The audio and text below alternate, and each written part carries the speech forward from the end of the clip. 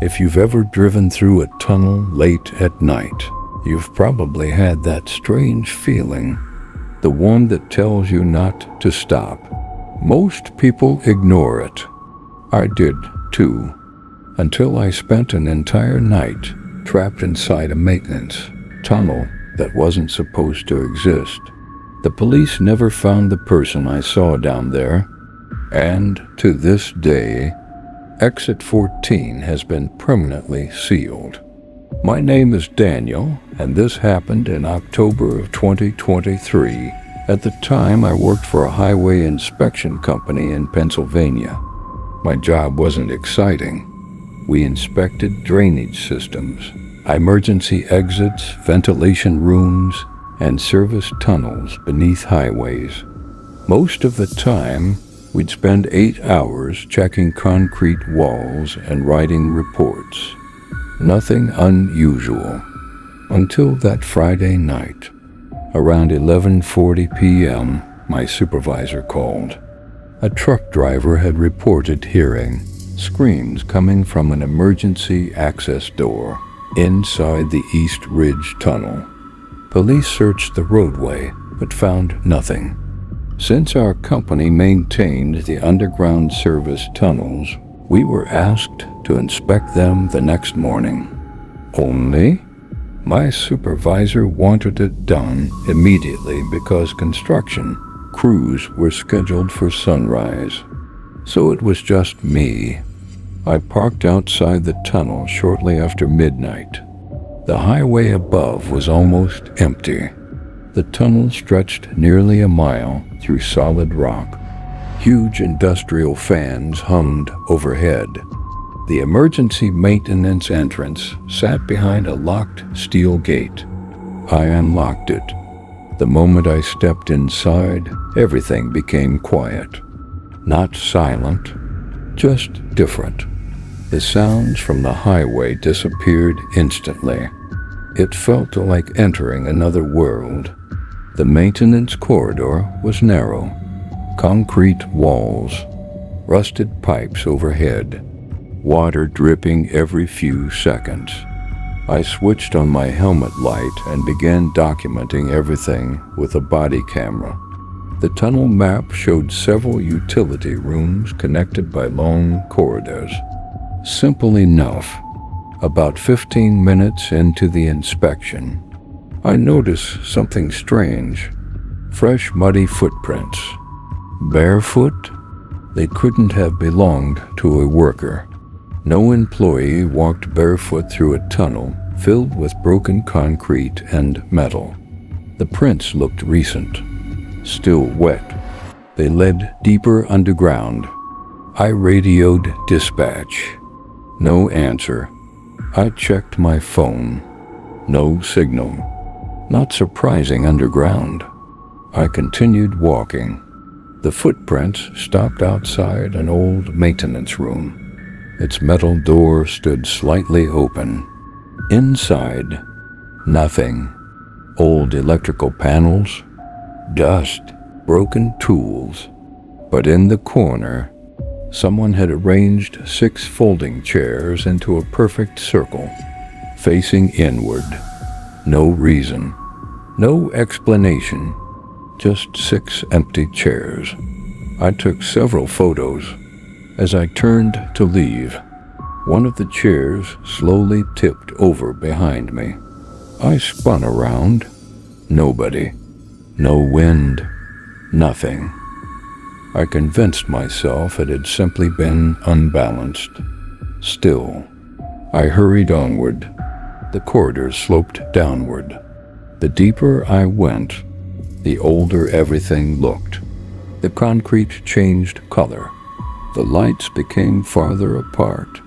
Eventually, I reached a heavy steel door that wasn't marked on the map.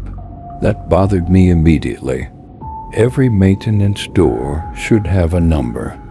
This one had nothing, just gray paint, scratches, and several handprints. I pushed it open. Behind it was another tunnel. Older, much older. Brick walls instead of concrete. It looked abandoned decades ago. The air felt colder. There were old railroad tracks running through the center. Except, according to every blueprint I'd studied, no railway had ever existed beneath this highway. Then I heard footsteps, not running, walking, slowly. 1, 2, 3, coming from somewhere ahead. I called out, "Hello?" No response. The footsteps stopped. Then, 3 slow knocks echoed through the darkness. Knock, knock, knock. I answered instinctively. Bad mistake. 3 knocks came back immediately. Closer. Every instinct told me to leave. Instead, curiosity won. I followed the tracks. After several hundred feet, my flashlight landed on a child's bicycle, covered in dust, 1 tire missing. It looked like it had been sitting there for years. Next to it, a flashlight, still glowing, fresh batteries. Someone had been there recently. Then I smelled smoke, cigarette smoke, very faint. Someone else was definitely inside. I called the police through my emergency satellite radio. Static. Nothing. The signal wouldn't connect.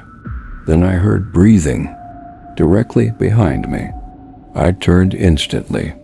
Nothing. The corridor was empty. But my backpack strap was swinging, as if someone had just touched it. That's when I ran. Not full sprint. Fast enough to get back toward the mapped tunnel. The footsteps followed. Always the same pace. Never running. Never stopping. Just walking. Every time I looked back, nothing. Me dead. Finally, I reached the unmarked steel door. It was closed. I knew I'd left it open. I grabbed the handle. Locked. From the other side, my stomach dropped. Someone had locked me inside. I slammed the door. Yelled. Nothing. Then, from somewhere in the darkness behind me, a man calmly said, "You weren't supposed to come this far." His voice wasn't loud. It was conversational, almost friendly. I froze. I slowly turned. About 60 feet away, a man stood between the tracks. He wore old highway maintenance coveralls, gray, covered with dirt. His face stayed hidden beneath a hard hat. I asked if he worked there. He didn't answer. Instead, he raised 1 finger to his lips, then pointed behind me. I looked. Nothing. When I turned back, he was gone. I heard metal scraping above me. Then, children laughing, very quietly, coming through ventilation shafts. Impossible. There were no buildings above us, only solid mountain. I found another corridor, smaller. It climbed upward. After 10 exhausting minutes, I reached another steel ladder. At the top, a hatch, unlocked. I pushed it open. Fresh air, moonlight. I climbed out into the middle of a forest. I checked my GPS. It didn't make sense. I was almost 4 miles away from where I'd entered. No tunnel on any map connected those locations. Police searched the area before sunrise. They found the hatch, but when they climbed down, the tunnel ended after only 50 feet. Solid concrete wall. No tracks. No abandoned corridor. Nothing. The hatch supposedly led nowhere. They assumed I'd become disoriented underground. Stress, fatigue, hallucinations. Except my body camera had recorded almost everything. The muddy footprints, the chairs, the bicycle, the unmarked tunnel, even the 3 knocks. But the moment the man appeared, the video filled with static. The next 6 minutes were completely corrupted. Audio only. During those missing minutes, investigators counted 2 different voices speaking. Mine and someone else's. No words could be understood. Weeks later, a retired highway engineer contacted me. He told me that before the interstate existed, the mountain contained mining tunnels dating back over a century. Most had supposedly been filled with concrete. He quietly added one sentence I'll never forget. Not all of them were. 3 months later, Exit 14 closed permanently. Officially, because of structural instability, workers poured thousands of tons of concrete into unused maintenance areas. No explanation beyond that. I still drive that highway sometimes. The tunnel remains open. Traffic passes through every day. Most people never notice the rusted maintenance gate halfway inside.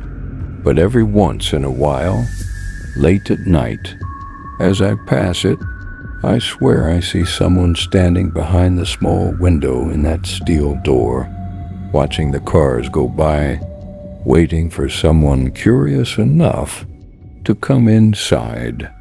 The end. That's for today. And subscribe Ghost Fair YouTube channel for more true horror stories. Goodbye.